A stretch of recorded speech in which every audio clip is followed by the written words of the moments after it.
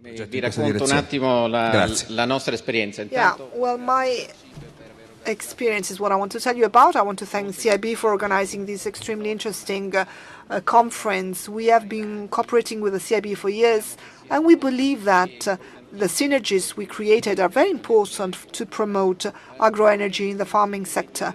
A couple of things I would like to share with you. What I've seen from the presentations that have been made so far is that there is need for methane, but there is also a great need for biomethane, because we've seen that these two compounds are different and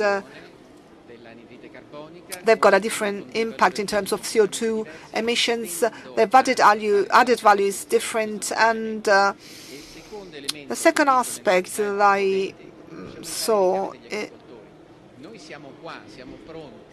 is that we farmers are here, alive and well, and we want to help out. So very briefly, in a nutshell, we started as sugar beet grower associations, A&B and CNB, and we decided to move on together. So the sugar beet sector since 2005 onwards were really changed, and after some time the two associations decided to find a third way out. So they started making investments on biogas as soon as it became available from a regulatory standpoint, 2012 and all the consequences. But they also made that next step. In other words, they got together and they decided to develop synergies, and this, particularly in the past few years, allowed the efficiency of the system to be improved. And we managed to carry out a number of activities that are no longer those just aimed at protecting sugar beet growers, but also to propose alternative chains, particularly in the field of energy coming from agriculture, but also to grant a greater income to to association members. And in this connection, we are achieving goals that at first we did not even dream of. So we represent some 5,000 farms. We have got 24 plants that are directly managed, 18 are owned by us, but we are creating new ones, 200 plants that are operating in terms of service, and we have some 30 plants that we are managing directly that are very close to the smart net grid, so they allow us to continue along the lines of what we believe to be the business for the future, so from biogas to biomethane. I'm now going to show you how we are organized. CNB with all its branches. This also has the purpose of explaining our operational model. We've got various and diversified activities, very complex. A&B decided again also to go along similar lines as CNB. They had a different development, but anyway, we established various companies for each plant.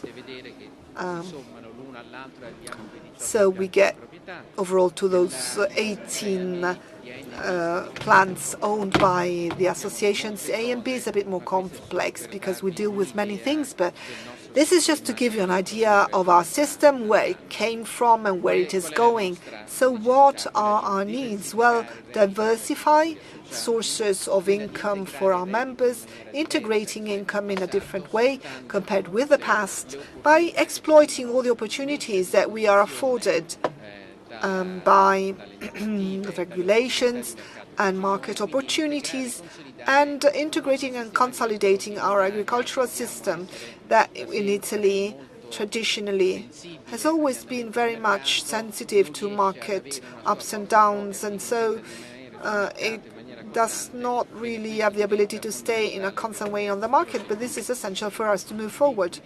As I was saying, ours is a complex structure because we've got many consortia. This is our operational model.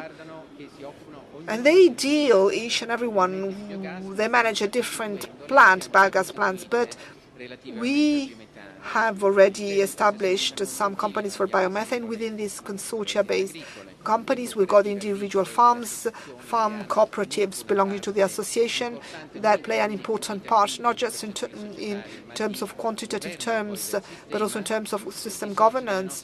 All the members of our cooperatives participate, of course, also in the dividends. They get dividends, and then there's amount of produce which is then sold on the market. But our activity has allowed us to enhance the work of farmers in a different way compared with the market. We've got here some examples. As you can see, we enhance maize, we pay maize in a different way compared with the market. We sometimes pay twice as much.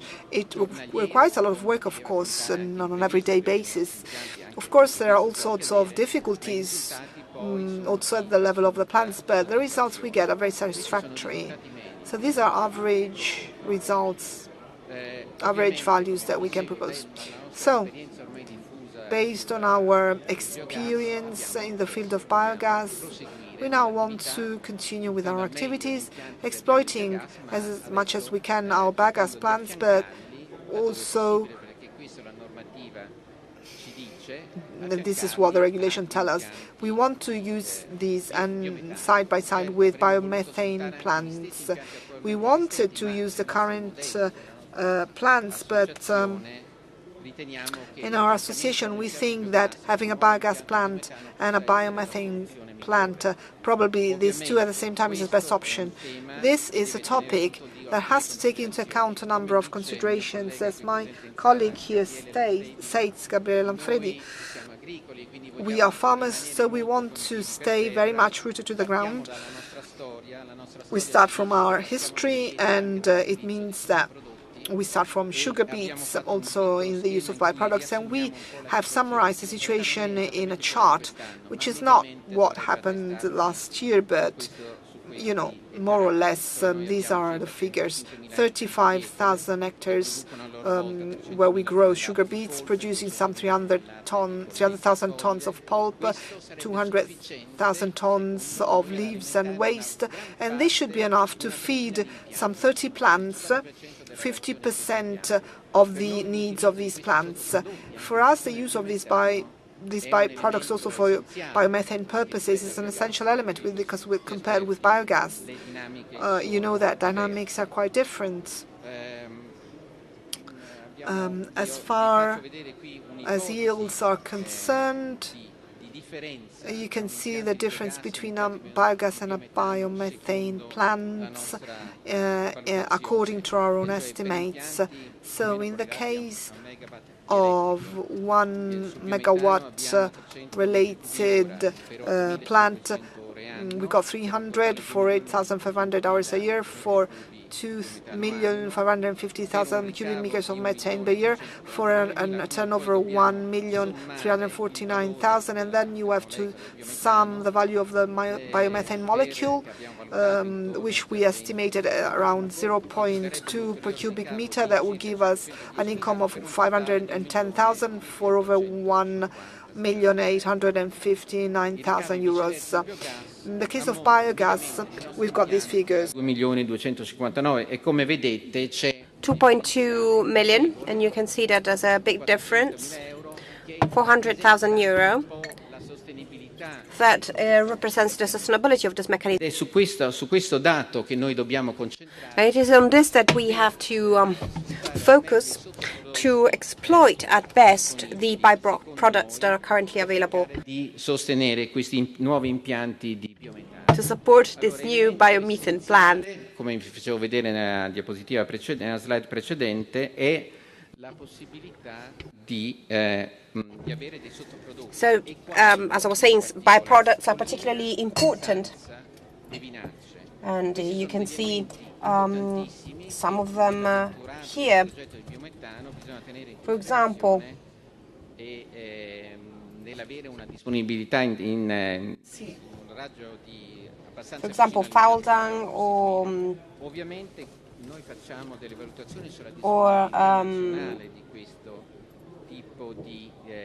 mark. We thought about having some 50% of these byproducts being used in the plants, that is to say 400 million cubic meters of biomethane. We have to add up to this also agricultural production of our members. Our history can be helpful in this regard, because we thought about a surface devoted to this sector in a concrete and mediated manner, and probably there could be further developments that will bring different numbers, but starting from a careful approach, we have developed this model with additional 950 million cubic meters of biomethane. Based on these two assessments and based on the gas oil consumption for transportation, more or less 22 million. There will be further updates, of course.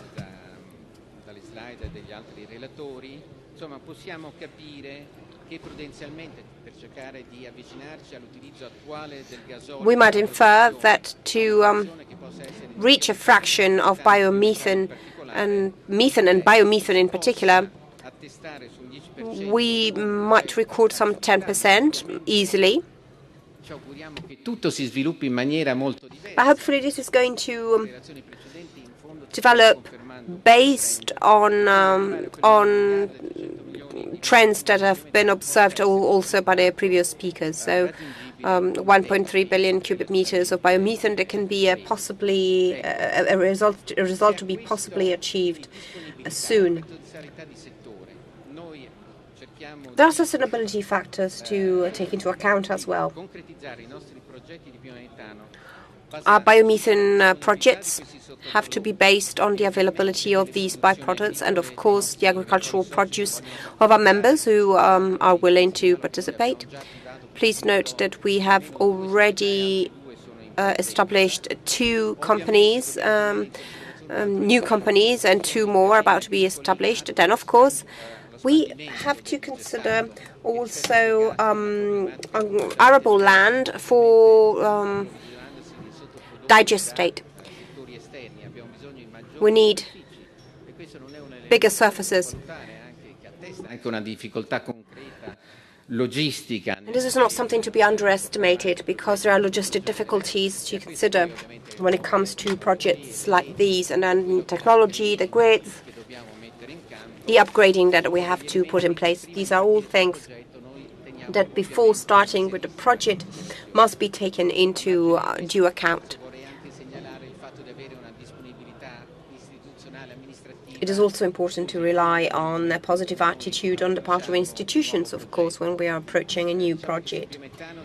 When it comes to biomethane, we have an easier task. With biogas, experience has been a bit more difficult. Well, for biomethane, as I said, it is easier, but we have to work on this, on public opinion as well, because sometimes there is some prejudice when it comes to the building of plants. So communication is something that has to be done suitably and efficiently. For a year or so, more than a year, we have launched a platform of exchange. We said that we believe we can represent the common needs of many biogas plants. Biogas plants that are willing to produce biomethane as well. But we have realized that we need to have a critical mass. By critical mass, I don't mean volumes only, but knowledge, connections, regulations, contracts.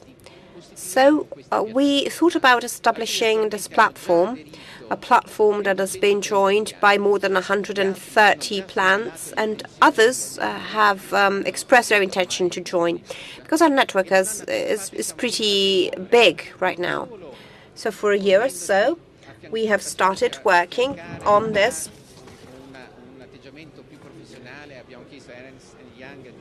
We asked Ernst & Young to follow us in this process. And we established a number of contacts with several companies, with INI, with SNAM. We have a consolidated relationship with them. And also with logistics and transportation companies to exchange views with them, to understand what are their needs, what are our needs. Because if we understand what's the benefit of biomethane, we will easily understand that there are common interests. Of course, we're interested in placing more value on the product we are producing. That is born and derives of a number of complications that give some important benefits. But we don't want to place more value on it as an end in itself. We want to stay on the market. We're not thinking of doing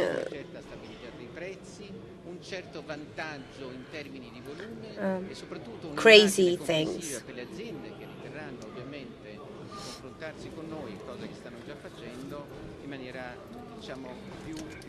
We want to be more efficient in what we do. And we believe that this is the right way to go.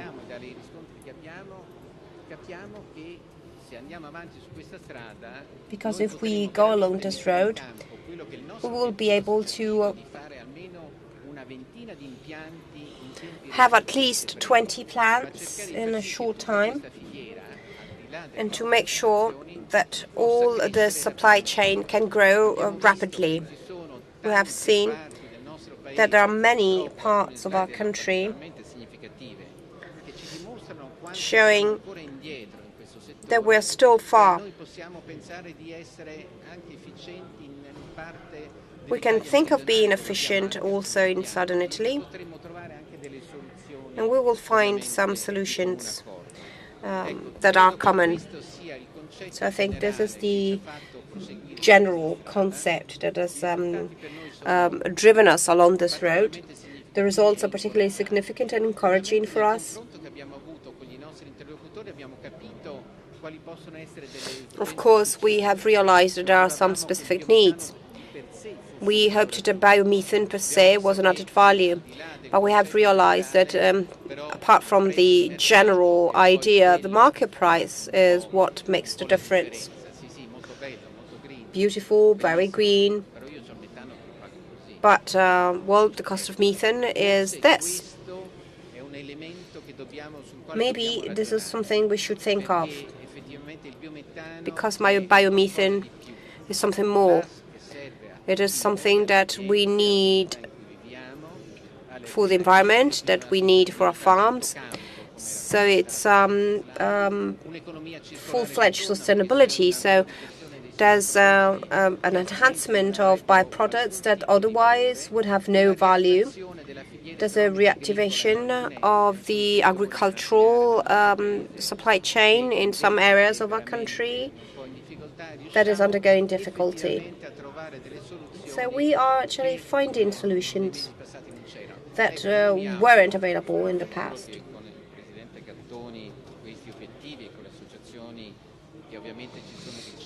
I'm sure that with President Gattoni, with the associations that are close to us, we will be able to overcome these bottlenecks that maybe don't allow our system to be fully operational. And I think that the interpretation of certain rules could speed up this national project with the help of everyone, with the sensitivities of everyone, with the sensitivity of the institutions. I think we've got that, and I'm sure we will obtain all together some great results. This is just to talk about our project, and along with Lanfredi and the association we've been promoting for some time now. Thank you very much.